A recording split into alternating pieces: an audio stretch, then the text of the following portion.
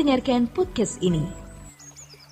Pada dasarnya, berhala sama artinya dengan Allah, yang arti sempitnya objek yang disembah atau objek yang dipuja. Kalau objek itu adalah Tuhan semesta alam, maka disebut Allah.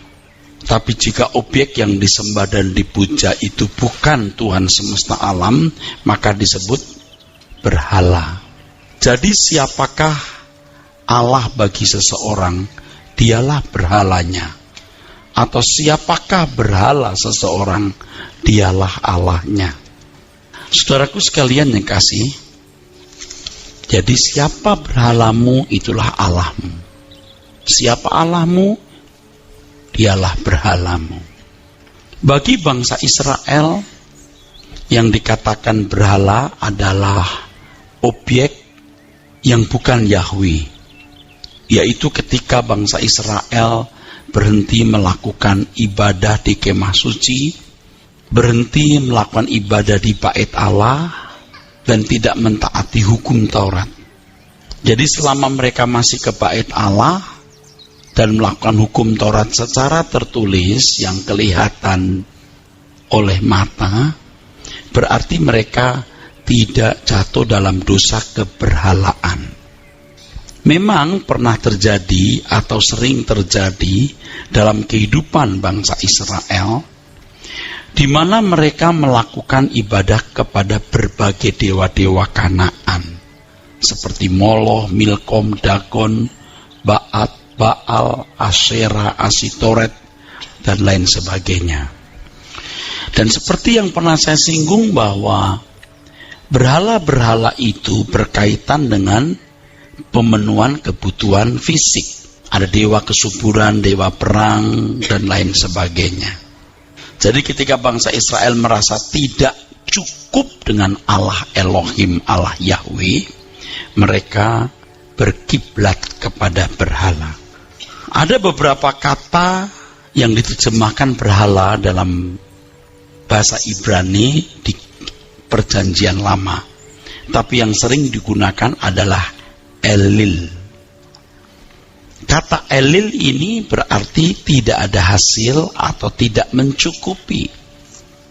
Jadi mereka merasa bahwa Allah tidak mencukupi mereka, lalu mereka pergi ke berhala, padahal justru berhala itu tidak mencukupi. Nah, konsep keberhalaan menurut orang Israel ini bukan standar kita. Berbeda dengan orang percaya. Jangan merasa kalau sudah ke gereja berarti tidak punya berhala. Kalau orang Israel memang kalau sudah ke bait Allah, sudah ke kemah suci, berarti ya tidak punya berhala. Ini tidak sama dengan orang Kristen. Walaupun pergi ke gereja, belum tentu tidak punya berhala, saudaraku. Sebab soal keberhalaan yang bermain atau menentukan adalah sikap hati, sikap batin. Kalau seseorang bisa menikmati sesuatu tanpa Tuhan, itu berarti Tuhan dibelakangi. Dan hal yang menarik telah saya kemukakan, iblis itu tidak bisa dinikmati, saudaraku.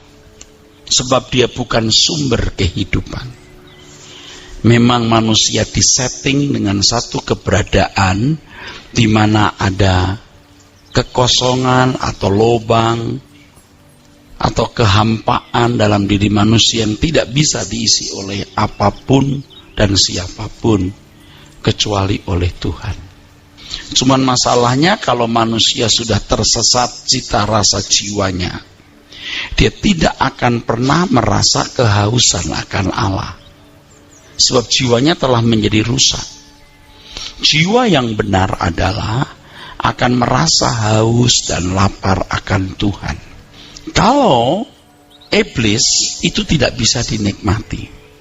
Iblis mensubkan dirinya itu pada fasilitas dunia.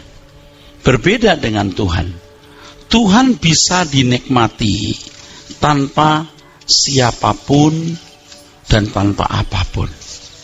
Ya, tanpa rumah, tanpa mobil, tanpa teman hidup, orang bisa memiliki damai sejahtera asal dia memiliki persekutuan yang harmoni dengan Tuhan.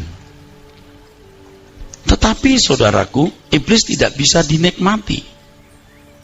Iblis mensupkan sejahtera atau rasa aman atau rasa damai itu pada fasilitas. Itulah sebabnya kalau seseorang mengingini, memburu fasilitas dunia ini, ia berarti menyembah iblis. Dan kalau sampai kita bisa menikmati dunia tanpa Tuhan, itu berarti saudara, kita punya berhala. Ya, saudara mengerti yang saya maksud? Seharusnya kita tidak bisa menikmati hidup ini tanpa Tuhan. Ilustrasi yang paling kena ya adalah kalau seseorang jatuh cinta, begitu tergantungnya seseorang kepada pria atau wanita yang dicintai itu. Begitu tergantungnya, begitu terikatnya, sampai-sampai kalau ia tidak bisa bertemu, ya, makan tidak enak, tidur tidak nyenyak. Ya, satu kampung jalan-jalan ke Tangkuban Perahu, dia nggak ada, sepi. Tapi biar berdua jadi rame. Sebab dia tidak membutuhkan yang lain. Bisakah kita tidur tidak nyenyak, makan tidak enak, mobil bagus terasa tidak bagus ketika hubungan kita dengan Tuhan tidak harmoni? Bukan hanya ke gereja. Nah, sesatnya banyak orang pula adalah ketika orang merasa tidak mengkhianati Tuhan hanya karena dia ke gereja.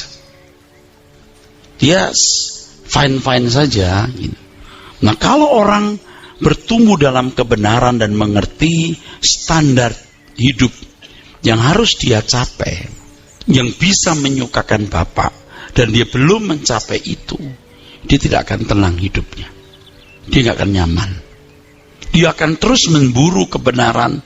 Dia harus terus belajar berubah sampai ia merasa bisa menyenangkan Tuhan. Rasanya tidur tidak nyenyak, makan tidak enak, saudaraku sekalian.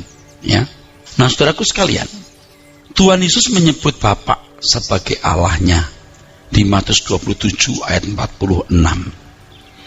Ketika dia berkata Eloi, Eloi lama sabachthani. Ya, artinya Allahku, Allahku, mengapa engkau meninggalkan aku? Dan kalimat itu memang menjadi bahan perdebatan yang cukup seru, sebab orang berkata kalau dia Allah, kenapa dia menyebut Bapa di surga Allah, gitu saudara. Ketika Tuhan Yesus memanggil Allahku, Allahku, mengapa engkau meninggalkan aku? Eloi, Eloi, lama sabachthani. Orang berkata, katanya Yesus Allah, mengapa menyebut Bapa itu Allahnya? Ya, jangan lupa pada waktu itu Tuhan Yesus betul-betul mengenakan tubuh manusia, menjadi manusia 100%. Nah, sebenarnya saudaraku sekalian, itu satu pergumulan yang hebat sekali, di mana Tuhan Yesus merasa ditinggalkan oleh Allah Bapa. Dan pasti Tuhan Yesus tidak sandiwara. Dia betul-betul merasa ditinggalkan. Nah, kita persoalkan sekarang, bukan soal mengapa dia memanggil Bapa Allah, itu nanti di kristologi. Yang kita mau persoalkan adalah bagaimana Tuhan Yesus tahu bahwa dia ditinggalkan Allah Bapa. Seperti di kristologi kita itu tergiring untuk membahas kenapa Musa tidak bisa melihat Allah Bapa. Lihat punggungnya seklepet saja dia ketakutan. Nah, apa? Itu di kristologi dibahas. Apa hubungannya? Sekarang kita membahas mengapa Tuhan Yesus berkata Eloi, Eloi lama sabachthani. Sebab betul-betul dia ditinggalkan. Dan pasti itu tidak sandiwara, saudara. Setuju lo ya? Nah, pertanyaannya, bagaimana Tuhan Yesus tahu bahwa dia ditinggalkan oleh Allah Bapa? Gejala-gejalanya apa? Kalau Orang berkata begini, saudara, gejalanya dia menderita sakit. Sebelumnya sudah menderita sakit, digebuki, disiksa, ya. Jadi pasti bukan gejala atau tanda atau ciri dia ditinggalkan Allah. Gejala-gejala fisik itu tidak menandai dia ditinggalkan oleh Allah Bapa, saudara. Oh, karena dia mau mati, itu bisa. Tetapi ada jawaban yang lebih tepat dari itu. Karena jawaban sebab dia mau mati nggak jaminan. Sebab walaupun dia mau mati, dia juga masih bisa merasa bahwa Allah tidak meninggalkan dia. Jawaban yang paling logis, ini kan kita cari jawaban yang paling logis ya saudaraku ya. Dia merasa ditinggalkan. Bagaimana dia tahu dia ditinggalkan? Dia merasa. Nah, kita kejar lagi. Kenapa dia merasa?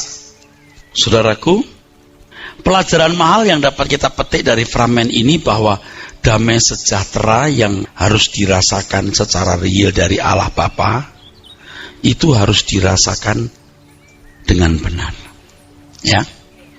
Ukuran ditinggalkan Bapa, ditinggalkan Tuhan bukanlah kemiskinan, kegagalan karir, bukan sakit penyakit yang menggerogoti kesehatan tubuh atau tanda-tanda lahiriah. Kalau Israel kan cirinya panen berantakan, ditawan musuh, ya kan? Nggak jaya, itu tanda-tanda Allah meninggalkan atau Allah menghukum. Tapi bukan demikian dengan apa yang dialami oleh Tuhan Yesus. Tuhan Yesus merasa ditinggalkan oleh Allah Bapa ketika ia tidak merasakan kehadiran Bapa dalam hidupnya, atau tidak merasakan damai sejahtera dari Bapa lagi. Itu paling logis. Paling logis. Paling bisa Pak Eras. Ya nanti direnungkan.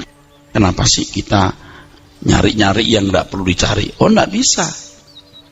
Eloi, Eloi lama sabatani. Allahku, Allahku, mengapa engkau meninggalkan aku? Ingat, berhala itu apa? Sama dengan Allah. Pengertian sempitnya apa? Objek yang disembah dan dipuja.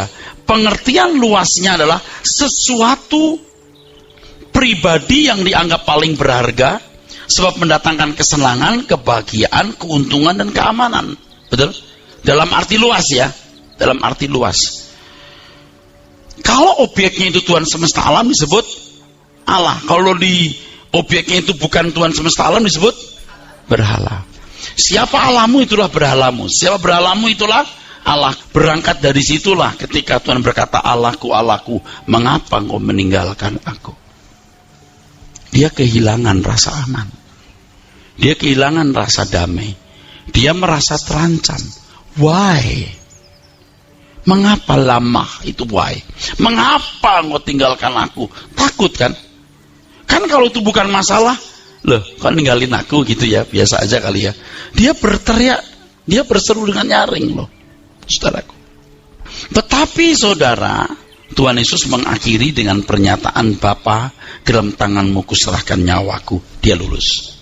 Tidak ada suspek, perasaan suspicious, tidak ada kecurigaan kepada Bapa di surga. Dia lulus.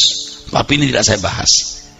Dia merasa sesuatu yang kosong, yang lepas dari dirinya. Maka tadi saya katakan, bagaimana kita bisa melihat bahwa Tuhan Yesus kehilangan Bapaknya atau dilepaskan? Dia merasa. Kenapa dia merasa?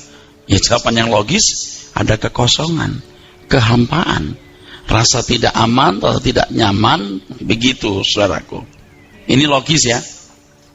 Dan ini puncak penderitaan Tuhan Yesus. Sebab yang mestinya ditinggalkan oleh Allah itu manusia kita. Dan Tuhan Yesus menggantikan tempat kita. Begitu tuh loh rasanya ditinggalkan oleh Allah Bapa. Serem ya, saudara. Ya. Pelajaran yang mahal yang dapat kita petik adalah bahwa damai sejahtera harus dirasakan secara real. Tanpa bantuan, topangan, atau dukungan fasilitas apapun.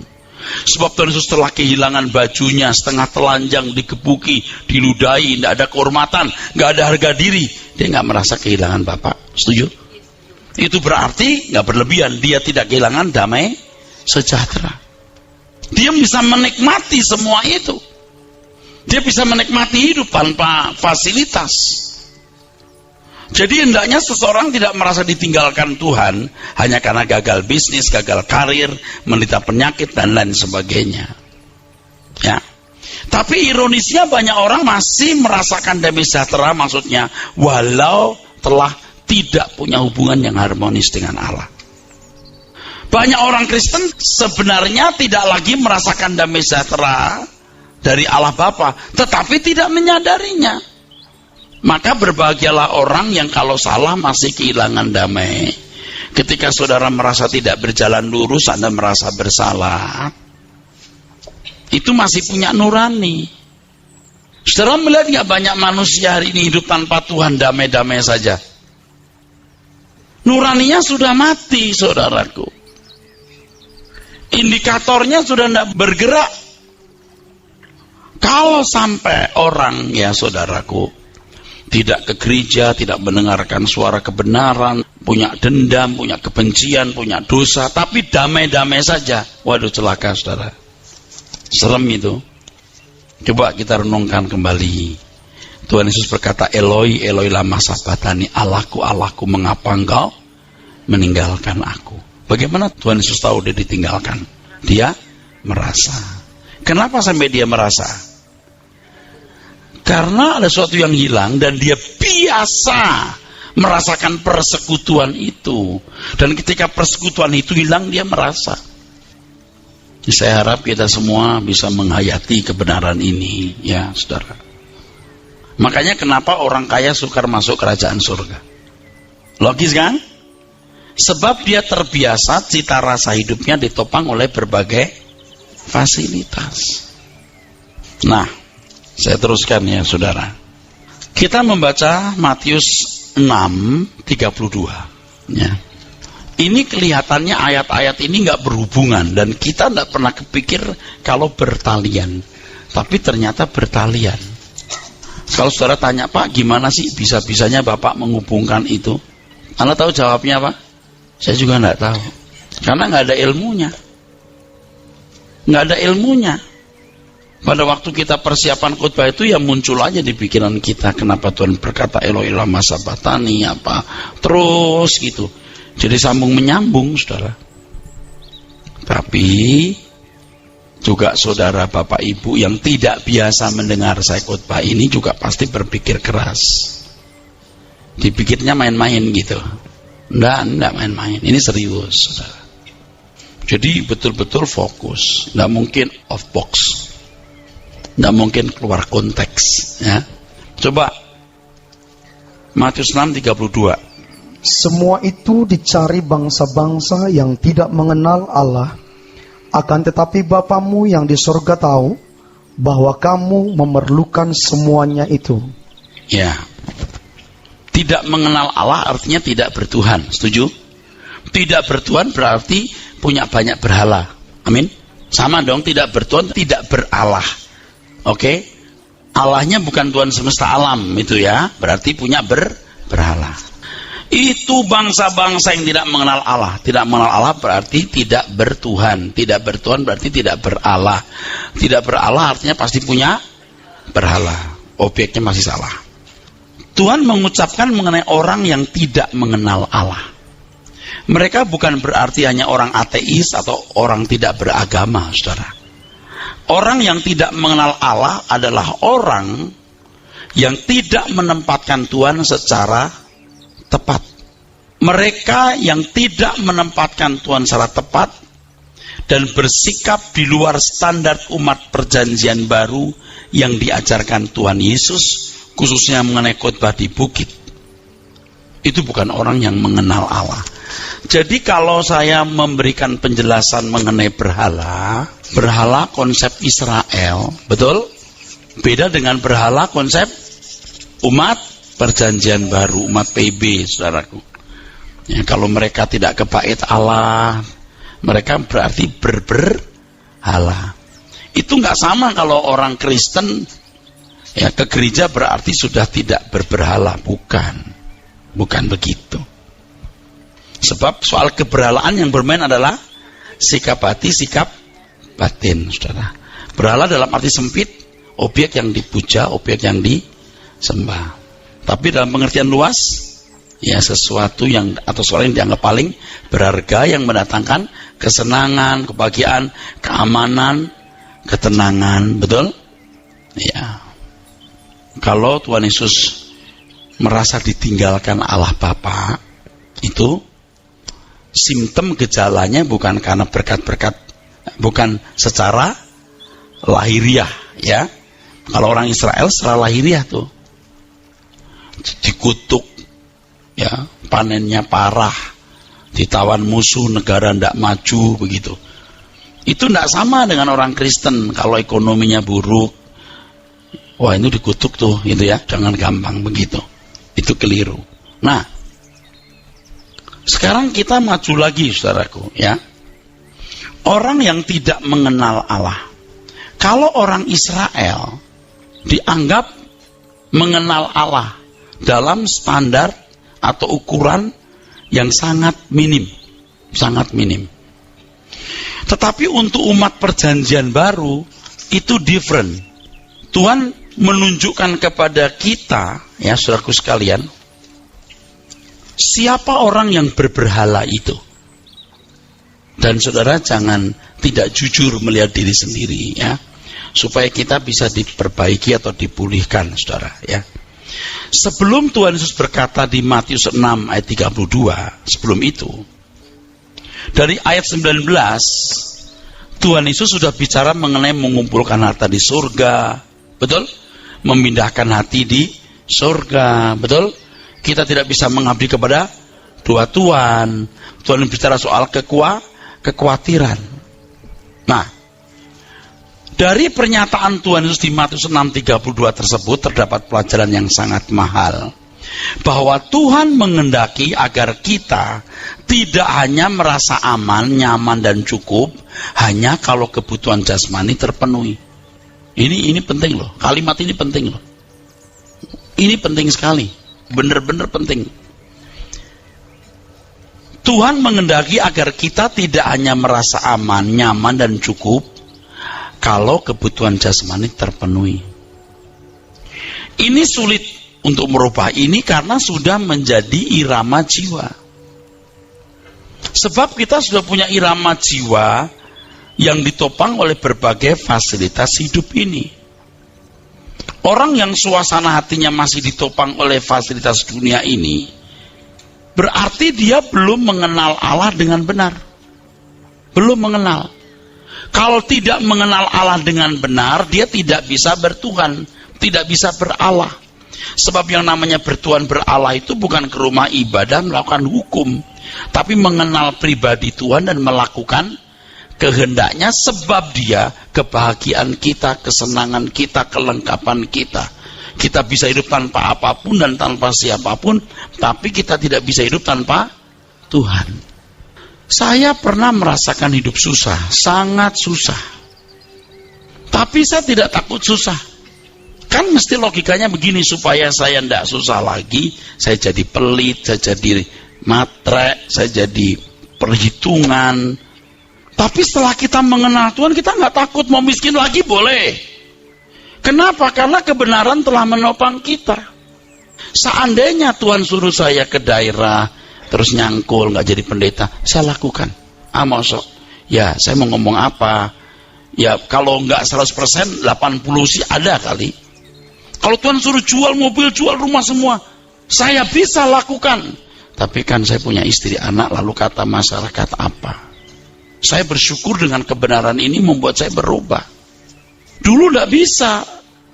Pada waktu saya mulai berduit, saya lihat ke belakang, dulu pernah susah, gua nggak mau miskin lagi dah. Gua nggak mau susah lagi.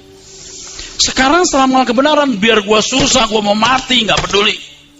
Pokoknya saya mau ketemu Tuhan Yesus. Langit baru, bumi baru tujuanku. Visiku membuat heavenly society, masyarakat yang surgawi. Ini tidak main-main. Dan saya mulai mengerti kalau orang tidak memindahkan hatinya di surga, tidak bisa rohani, Pak. Nggak bisa. Kalau sampai bisa, waduh, saya mesti belajar ilmu dari dia deh. Masa 30 tahun lebih saya melayani, saya belajar teologi, ketemu banyak orang di pusat gereja, di kumpulan para doktor. Masa saya nggak bisa membaca keadaan? Kalau orang belum memindahkan hatinya di surga, nggak bisa rohani. Makanya kita juga nggak bisa paksa orang untuk rohani. Kalau belum pindah hatinya, percuma. Bahkan pelayanan pun juga karena pekerjaan, karena tugas. Bukan karena hati yang mau memindahkan orang ke surga. Bukan mau memindahkan orang jadi heavenly society, itu bukan. Dan kita kan mesti berubah terus, saudaraku. Saya ngomong begini jangan ikut-ikutan loh. Anda berbeda dengan saya loh.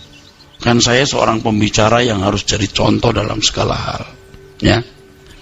Dan saya juga tidak melakukan konyol-konyol gitu, pergi ke daerah, terus nggak punya apa-apa nyangkul. Ya enggak lah, itu kan udah nggak mungkin saya lakukan.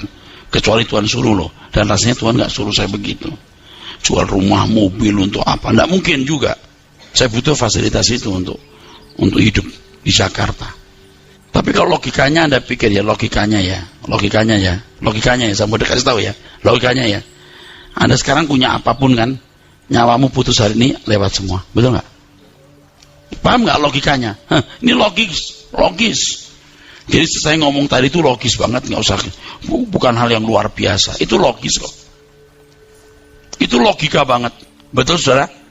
Anda punya segala sesuatu hari ini, nyawamu putus nih, selesai. Anda tuh harus kehilangan semua. Orang yang suasana hatinya masih ditopang oleh fasilitas dunia, berarti belum mengenal Allah dengan benar.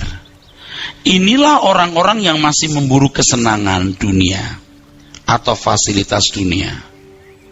Mereka merasa hidupnya belum lengkap kalau belum dilengkapi dengan berbagai fasilitas. Orang-orang seperti ini, saudaraku sekalian, orang-orang yang dibelenggu oleh dunia. Nah, Bapak Ibu saudara sekalian tahu ya, orang yang memburu banyak kesenangan itu makin terbelenggu. Selama manusia ya masih memburu banyak kesenangan, itu makin banyak ikatan. Nah, manusia itu harus terikat. Ketika Tuhan mengatakan kamu tidak bisa mengabdi kepada dua Tuhan, secara implisit Tuhan menunjukkan kau mesti punya Tuhan, kau mesti punya majikan. Berhala atau Allah adalah bagian yang tidak akan terpisahkan dalam hidup manusia. Sebab manusia adalah makhluk yang memiliki pikiran, perasaan, dan kehendak. Dengan keberadaan manusia yang memiliki pikiran, perasaan, kehendak ini, maka manusia pasti memiliki kesenangan, keinginan untuk memuaskan diri dan memburu objek-objek yang kepadanya ia merasa memperoleh pemenuhan kebutuhan jiwanya. Merasa bahagia, senang, lengkap, aman, begitu ya saudara. Berhala tadi, semakin banyak yang dianggap sebagai kesenangan dan memburunya, maka semakin banyak ikatan dalam kehidupan seseorang dan terjerat dengan berbagai berhala. Dalam hal ini kita melihat logis juga ajaran beberapa agama atau aliran filsafat yang mencoba memadamkan nafsu, mencoba memadamkan keinginan. Itu logis. Nggak usah ngomong soal rohani-rohani deh. Logikanya orang tidak punya kesenangan itu merdeka. Mau pakai baju merek apa, mau makan apa bisa, mau nggak makan bisa, mau tidur di mana bisa, dihormati boleh, nggak dihormati boleh, merdeka nggak? Merdeka. Itu logis sekali, nggak usah pakai rahasia firman. Maka ada agama-agama di dunia ini serius itu, ya, berusaha untuk merdeka dengan memadamkan keinginan atau hawa nafsu. Namun usaha ini pasti juga berujung pada satu objek. Objeknya itu ketiadaan. Dan akhirnya objek kepuasannya adalah dirinya sendiri yang tidak memiliki keinginan. Objek juga. Kalau kita punya objek, Tuhan, dan merapat kepadanya, dan mau mengerti kehendaknya, dan setelah itu kita bisa menikmati segala berkatnya. Kalau nggak sekarang, di langit baru, bumi baru. Bukan tidak boleh nikmat, kita mesti nikmat. Diciptakan Tuhan dengan tubuh untuk makan enak, tidur nyenyak kok. Tapi kalau kita kurang-kurang di sini, tidak apa-apa lah, betul sudah. Tapi kalau punya dinikmatilah, kalau nggak ada, tidak apa-apa lah. Sebenarnya nggak sulit dimengerti, saudaraku, nggak sulit. Nah, kembali tadi itu. Mudah-mudahan Anda tidak bingung, saudaraku. Orang yang tidak punya keinginan yang bisa memadamkan hawa nafsu, itu orang merdeka. Ketika lihat perempuan cantik itu, kalau pria, najis. Nggak boleh kawin. Merdeka dia. Nggak ngurus anak, nggak ngurus pasangan hidup. Makan apa saja bisa, tidur di mana saja bisa, dihormati boleh, nggak dihormati boleh. Bayangkan, apa nggak merdeka orang begini?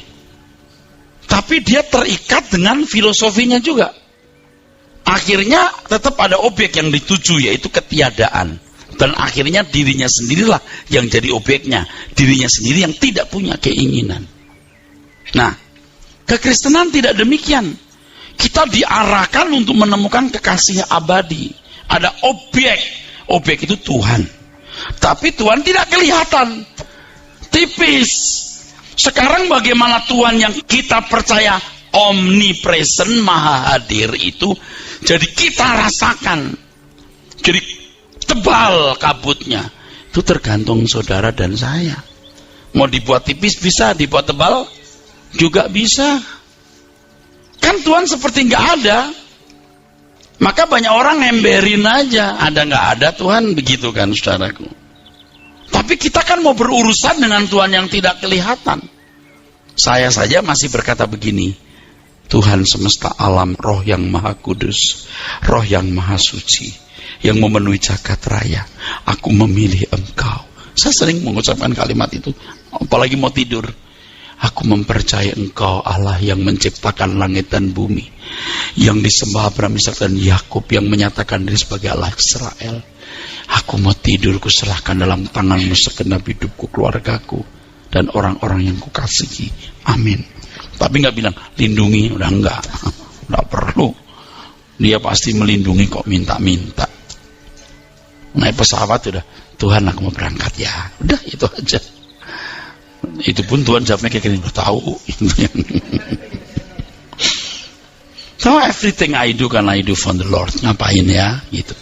Bisnisnya Tuhan. Kecuali saya punya bisnis sendiri. Oh Tuhan, rapi pakai. Tidak perlu. Tuhan, pakailah hamba-Mu dengan tulus. Ya udah. Tapi sudah persiapan begini. Kalau nggak persiapan begini, lalu rapi. Ya roh kodok bukan roh kudus dong. Lu nggak siap-siap kok. Orang percaya diajar untuk memiliki objek yang dituju, yaitu Allah. Kumpulkan harta di surga, bukan di bumi. Harta di surga itu bukan bentuk materi. Siapa gerangan ada padaku di surga selain Engkau? Selain Engkau tidak ada yang kuingini. Di bumi karakter yang diubah, yang harmoni dengan Tuhan, itulah harta yang sesungguhnya. Makanya konsep harus dirubah.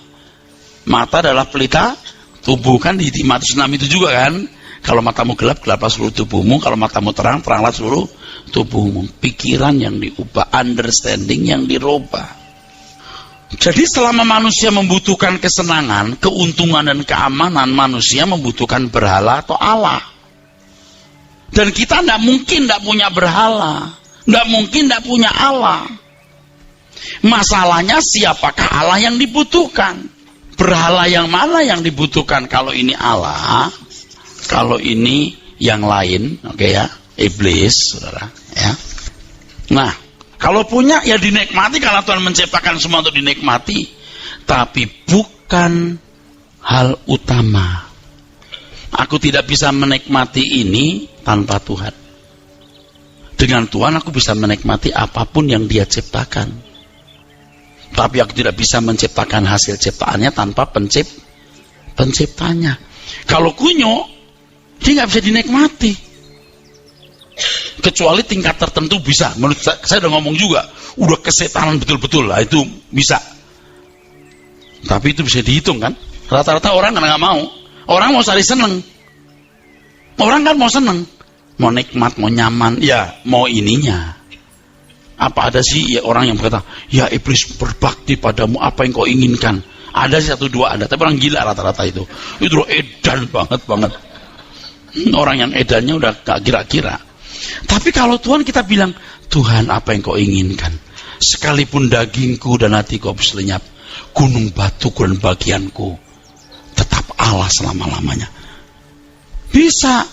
Seperti itu kan waktu mengatakan itu, pemazmur kan juga mengatakan, yang kuingini engkau saja, tinggal dalam kehendak rencanamu. Saya ngomong begini juga bukan sudah sempurna, Pak Eros sudah lulus, belum. Saya tahu teorinya dan belajar teknisnya dalam kehidupan secara pribadi. Dan saya mengarahkan diri ke situ. Karena irama kita sudah terlanjur salah. Kalau ATM kita lihat saldonya ngelindingnya banyak kan lain rasanya, ya enggak? Itu kan human gitu. Tapi buat saya enggak human. Itu enggak manusia Allah. Mau ngelinding berapa enggak terlalu bermasalah. Kalau dulu kan gini, kalau punya 100 lompatnya 20 cm dari tanah. Punya 500 30 cm lompatnya. Punya 6 enggak lompat. Enggak hore gitu loh. Ini kan berhala, kalau masih begini itu berhala. Termasuk saudara yang punya masalah, lalu kayak ayam kena flu burung. Saya juga punya masalah, Pak, banyak juga. Tapi masalah saya pasti bukan menyangkut, aku belum beli ini, belum itu. Enggak, pasti enggak nyangkut itu. Pasti bukan. Aduh, pekerjaan Tuhan ini kok begini, pasti susah dah. Saya sering lonely di situ, seperti lonely fighter. Jadi saudaraku, sangatlah naif kalau orang-orang mempersoalkan hal-hal yang tidak penting, saudaraku, dalam gereja.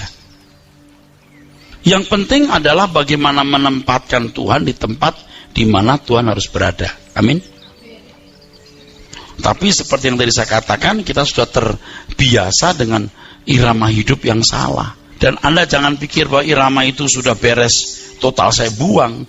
Itu kan sudah menjadi bagian integral selama puluhan tahun di dalam diri kita. Dan kita harus berperang terus untuk bisa mengatakan, yang kuingini engkau saja di sini. Aku tidak bisa menikmati ciptaan tanpa penciptanya. Tapi aku bisa menikmati penciptanya tanpa ciptaannya.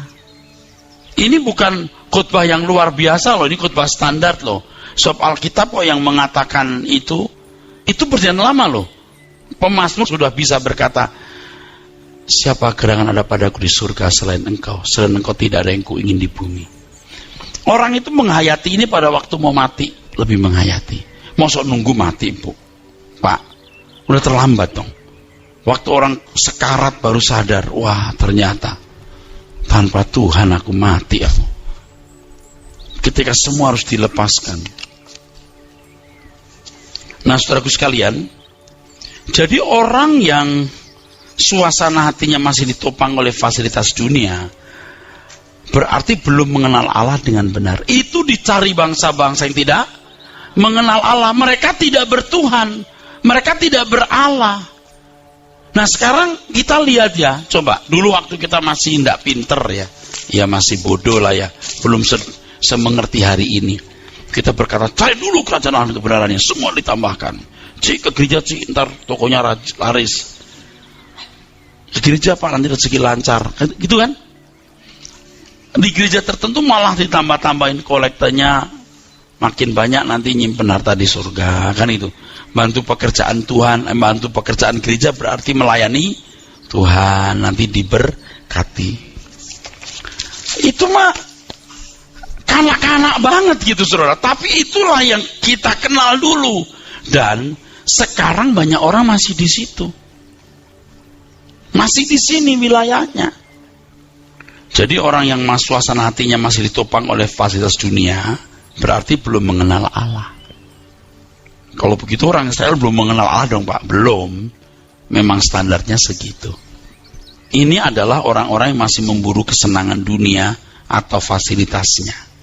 Mereka merasa hidupnya belum lengkap kalau belum dilengkapi dengan berbagai fasilitas hidup yang orang lain miliki. Nah kan saudara, kalau sampai kita ke gereja, ya hanya gereja lah yang mengajarkan kebenaran, tapi di gereja diajarkan janji Tuhan, imani, klaim berkatnya, berkat Abraham. Ngerti nggak berkat Abraham itu apa? Orang-orang yang masih dibelenggu oleh dunia. Orang percaya yang benar, suasana jiwanya hanya ditopang oleh kehadiran Tuhan. Orang-orang yang berkategori mengenal Allah. Orang-orang seperti ini adalah orang-orang yang dimaksudkan oleh Paulus telah mati dan hidupnya tersembunyi bersama dengan Kristus di dalam Allah. Kolose pasal 3. Kita baca ayat 3-4. Sebab kamu telah mati dan hidupmu tersembunyi bersama dengan Kristus di dalam Allah. Apabila Kristus yang adalah hidup kita menyatakan diri kelak, kamu pun akan menyatakan diri bersama dengan Dia dalam kemuliaan. Saya tidak mengada-ada loh saudara. Ini loh maksudnya. Hidup yang tersembunyi bersama dengan Kristus di dalam Allah. Kalau Tuhan sudah singkapkan begini ini, waduh, kita juga malu saudara. Ya bertahun-tahun kita jadi Kristen udah kayak rohani banget gitu. Ternyata belum. Nah banyak orang Kristen yang masih mengenakan standar hidup bangsa Israel, yang menekankan makan minum, kawin dikawinkan. Dan mereka merasa sudah jadi orang Kristen yang baik, yang tidak melanggar kesantunan hidup. Padahal standar kita bukan bangsa Israel, tapi Tuhan Yesus. Nah kalau orang tidak membedah Alkitab dengan benar, ambil ayat perjanjian lama dikhotbahkan, ayat perjanjian lama dikhotbahkan, itu kacau bener. Kacau bener, bukan kacau tapi kacau bener. Bukan kacau tapi kacau benar. Alkitab itu kalau salah dimengerti bukan firman Tuhan loh saudaraku. Betul? Jadi ini mengerikan karena orang pegang Alkitab, dia baca ayatnya, dia sampaikan ini firman. Itu mengerikan. Salah mengerti, bukan firman Tuhan, itu pikiran manusia, atau paling tidak itu standar Israel yang dikenakan untuk orang Kristen. Nggak kena dong Pak, nggak nyampe pada standar hidup umat perjanjian baru. Jangan kembali ke perjanjian lama. Orang Tuhan Yesus berkata, jika hidup keagamaanmu tidak lebih benar dari hidup keagamaan ahli Taurat orang Farisi, ini gurunya, tokohnya, pemimpinnya. Kamu lebih dari mereka. Coba kita melihat kenyataan, banyak jiwa-jiwa bisa tidak terselamatkan gara-gara begini. Jadi jangan mengenakan standar hidup umat perjanjian lama, kenakan standar hidup umat perjanjian baru. Pengertian berhala lah, tadi yang sudah saya jelaskan itu berbeda. Kalau umat perjanjian lama yang dimainkan itu kan apa yang kelihatan. Bagi umat perjanjian baru yang dimainkan sikap hati dan batin. Harus tahu, aku lagi tidak harmoni dengan Tuhan ini. Kenapa? Karena aku lagi seneng nih, seneng ini, seneng itu gitu. Ibu-ibu tuh perhatiin, lagi seneng apa gitu, kayak Tuhan itu diemberin. Saya cuma khawatir gini loh, orang lihat saya begini nih, ya Pak Eras pendeta sih, jadi ya, siang malam Tuhan melulu. Biar saya nggak jadi pendeta juga udah terlanjur begini siang malam Tuhan, tahu nggak? Saatnya saya nggak jadi pendeta, oke nggak jadi pendeta, nggak jadi gembala sidang, siang malam saya pasti begini. Udah tahu saya, nggak ada yang bisa memuaskan hidup ini kecuali Tuhan. Udah tahu, saya pilih kok Tuhan itu, saya pilih Tuhan Yesus. Konyol-konyol deh, biarin, saya pilih angka ini, saya taruh segenap hidup saya di situ.